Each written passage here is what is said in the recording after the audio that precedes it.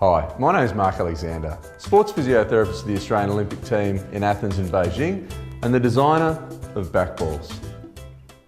Let's now have a look at how BAKBALLS can treat pain in between your shoulder blades. When you have pain in between your shoulder blades in this part of your spine, position the balls centrally like that, and then lie back on the bed for me.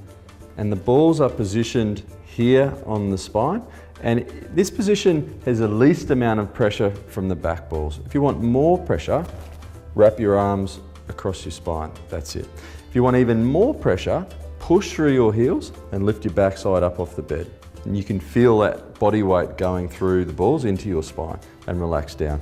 Spend 30 seconds at that level, then push through the heels and roll over the ball. And then you'll feel the balls roll from here down to the next vertebrae. And you actually repeat that, rolling down an inch until you get to the lower part of your spine, 30 seconds at each level. Now, some people, if you have pain more on one side than the other, what you can do is actually roll to that side and then even oscillate, which acts a little bit like a physical therapy mobilization.